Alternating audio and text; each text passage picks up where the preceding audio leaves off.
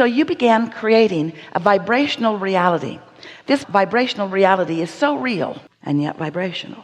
So real, but because it's vibrational, everything is, but because it's vibrational, you can't yet see it or hear it or smell it or taste it or touch it. And so you have to have faith in its existence, which isn't easy to have if you've been relying on what you see and hear and smell and taste and touch. In other words, most humans want to call reality what has already manifested. And we get why you would do that, but the disadvantage to you about that is if you are relying only upon what you have allowed to turn from vibration into things so that you and others can see it, if you are only focusing on what is, then you cannot easily, or maybe not even at all, allow the improvement that you seek.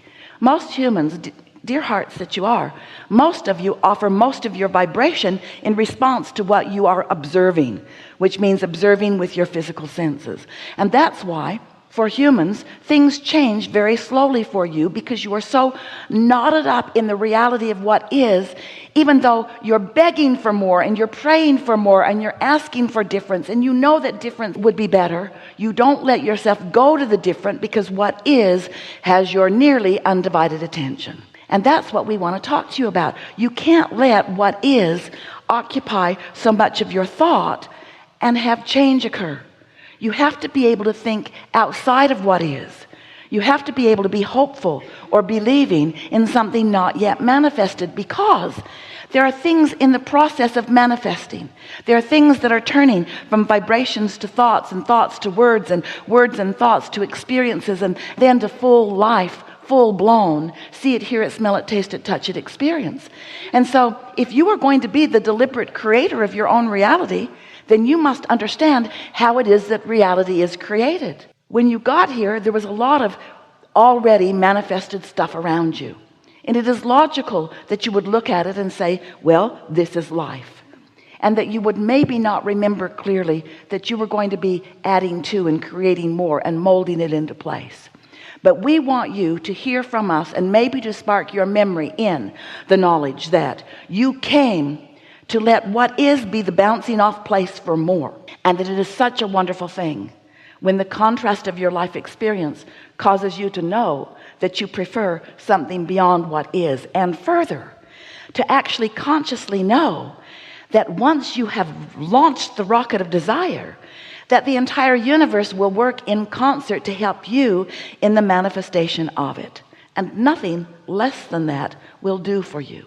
There is no satisfaction in just coming forth and regurgitating what's already there. You get bored so fast and really sort of petty about the bad job they've been doing. But when you realize that you are the agents of change, that you are the ones who get to focus and identify and know what improvement can be, and then you use the power of your focus, not dissuaded by what is, not tempted by looking at what's easier to see. Oh, it is so much easier just to look at what is already manifested, isn't it?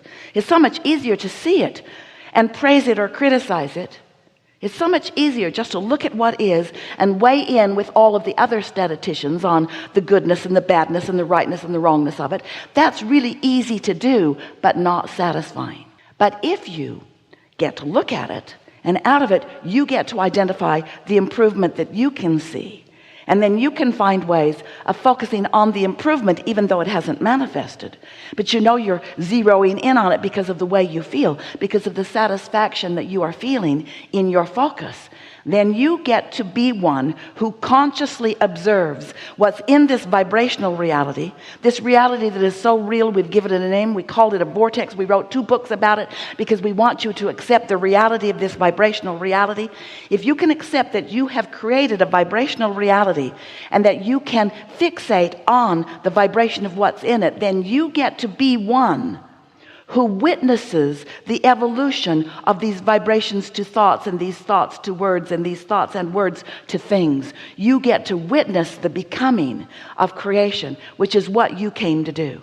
Not one of you said, oh, I'll go forth and I'll just watch them do it, and then I'll make a list of how well they're doing. None of you said that. You said, I'll go forth and life will inspire within me new desire. You knew that step 1 of the creative process would be born within you just by your participation, your observation of life experience. So step one's easy. Life causes you to ask. And when you ask, step two happens immediately, because that's the vortex. That's where your inner being is. That's where source is. Law of attraction, responding to these vibrational requests and gathering all of the cooperative components all together for you to begin to receive them. But you can't receive these new improved ideas and experiences if you're still beating the drum of how it is. You've got to be quicker on the launching of the desire, and then more willing to focus into a place where it hasn't manifested, by following your bliss, by following the feeling, by following the satisfaction, by following the pleasure of the new idea. And when you learn to hold that frequency, you can do it through meditation. We'll talk about that. It's our favorite because it's easiest for you. You can do it by appreciation. That's easy too, provided you're not too far down the road on something other than appreciation.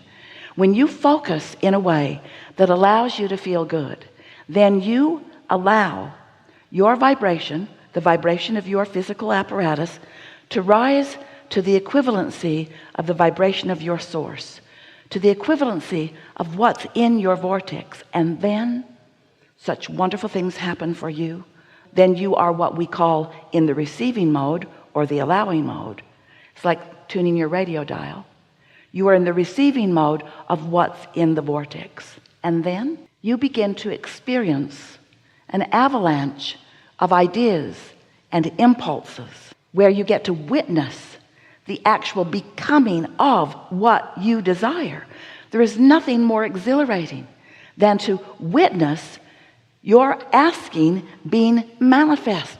But you see, the part that most humans have left out of that equation is they have forgotten that they must be in the receiving mode, because you must be the translator of the vibration in order to witness it.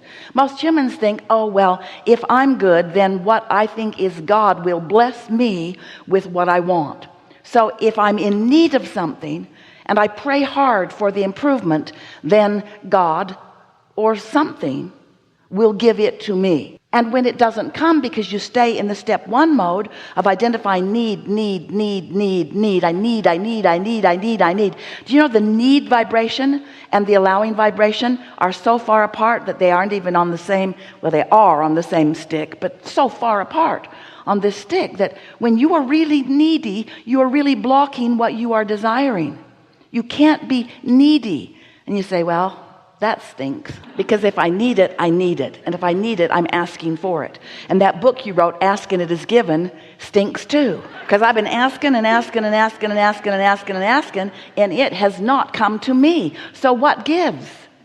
And then we say, oh, it's given. It's in this vibrational reality. And you say, oh, that's a nice cover, Abraham. It's over there where we can't see it. Nice try. How do I get my money out of the damn vortex and into the bank? When does it become a reality that is meaningful to me? And we say, when you tune your vibration to the frequency that allows you to be the witness of the transferring it from vibrational into what is more. You see, you don't really have a long enough view from your physical perspective to really get that everything that you see now in your physical world was a vibration at one time that has become. All things, wanted or unwanted, that are manifested in your experience are as a result of humans and others, animals too, giving attention to subjects. And so when you start paying attention deliberately, then you begin exercising more control of what becomes in your experience. So much so that two of you could be walking in a similar direction, in a similar town, on a similar street, and be living such different experiences, because what you're translating from the ethers into reality is very different than what someone else is not allowing to become for themselves. Do you follow this a bit? So step one is contrast causes you to ask. Step two is source answers. Step three is you've got to get in the receiving mode, so that you can feel the satisfaction of witnessing these thoughts turning to things. And when you get really good at that, When you meditate every day, or when you are often an appreciator, when life is feeling good to you, when the edge is not so edgy in your life experience, when you occasionally have a negative emotion, but mostly you feel wonderful, then we announce that you have accomplished step 4. Step 4 is the mastery of step 3. How about that? Might seem silly to give a whole step to the mastery of a step before it, but it's what we've done. Because when it's easy for you to stay or to get back to that receiving mode, that appreciative mode, then you're in a place where what's in the vortex, the vibrational version of it, which is presenting itself to you all day, every day, begins to be heard by you. It's like you line up with it.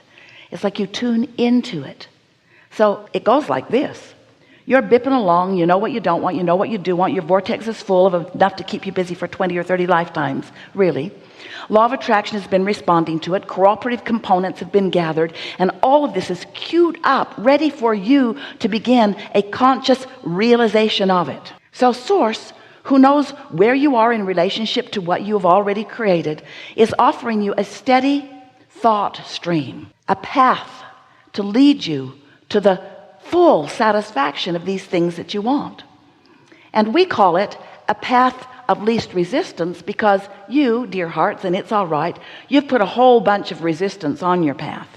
But your inner being knows what all your hang-ups are, what all your hindering beliefs are, and your inner being is offering you ideas of how to get to where you want to be, even though there's resistance on your path. Your inner being isn't saying, oh, there's resistance on your path, go get rid of it and then come back and we'll talk. Your inner being isn't saying, oh, too much resistance for you, you're doomed to an unpleasant life. Your inner being just constantly offers ideas about how you can get to where you want to be. It's like Esther losing her gold pen. She couldn't find it anywhere. She searched for weeks and weeks and weeks and weeks and weeks about it. Finally gave up, looked everywhere, in every handbag, in every drawer, even moved to a whole new place, boxed everything up, unboxed everything, and finally said, I guess I have to face the fact I've lost my beautiful gold pen. And then one day, because we knew where it was, and she was so convinced that it was lost that she couldn't find it, even though her hand had searched through that bag so many times. Do you know, when you're looking for something that you don't believe is there, your hand cannot find it? You'll go there when it's over there, and then you'll go there when it's over there, then you'll shake it over there. You cannot defy these laws of the universe. So one day we offered to her a suggestion that she look for something else. It was a little perfume spray that she liked.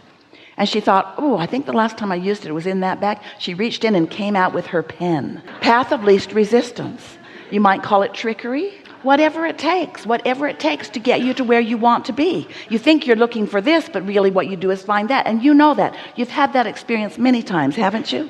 Looking for your keys, you're on your way out the door, or you don't even know you don't have your keys, and then you remember something else and you go back for that bottle of water, and there are your keys, and you think, oh, wasn't that lucky that I needed this bottle of water, or I would not have found my keys? It wasn't lucky. It was your inner being who knew where the keys were. Path of least resistance. And so your vortex is full of all of this knowing, all of this reality, all of it queued up, all of the cooperative components gathered for you, and then you in some vibrational relationship to that knowing. The better you feel, the more on point you are. The worse you feel, the more oblivious you are. You recognize that in yourself, don't you? So let's say you've been meditating, you've been appreciating, you're mostly tuned in, tapped in, turned on. And so you are in the vicinity of what's in your vortex, and there you are. Maybe you've just meditated and you've cleared your mind. It's such a wonderful state of being. And then near the end of your meditation, a thought occurs to you. This sweet thought comes into your mind, and you can feel the exhilaration of it because it's a pure idea straight from Source. Now, we don't mean pure in the sense that it's only talking about spiritual things by your standards. Esther came out of meditation the other day, and the first thought she had was, ooh, I'd like to move the furniture around in my house. Many would say, we might be in the wrong seminar. But it was such a good feeling thought. And what it led to was a series of events that just knocked Esther's socks off by the time it was finished. The people that she met and the things that ensued as a result of that beginning thought. And so when that first sweet thought comes to you, and by that sweet thought we mean that thought that is not burdened by doubt or disbelief, that first really good satisfying thought comes, then you're off and running.